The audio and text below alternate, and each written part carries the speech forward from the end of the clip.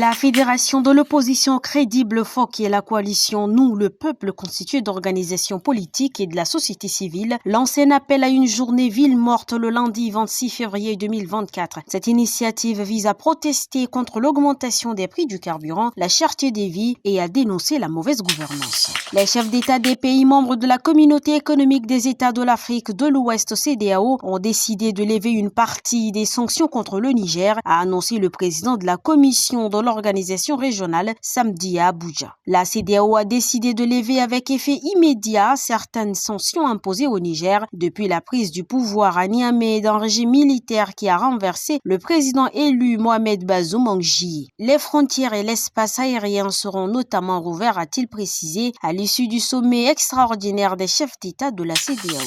Le bureau exécutif du Rassemblement pour la démocratie et le progrès RDP a annoncé la tenue prochaine d'une convention extraordinaire. La décision a été prise le samedi 24 février. La date et le lieu de la convention ne sont pas encore communiqués. Toutefois, son organisation est placée sous l'autorité du bureau exécutif, informe la décision portant la signature de Hadi Doueidou, secrétaire exécutif du RDP. Le comité d'organisation, qui est composé de plus de 60 membres, est présidé par Tchani Maïna Madi, secondé de 4 vice-présidents, le premier étant Chéti Ali Abbas.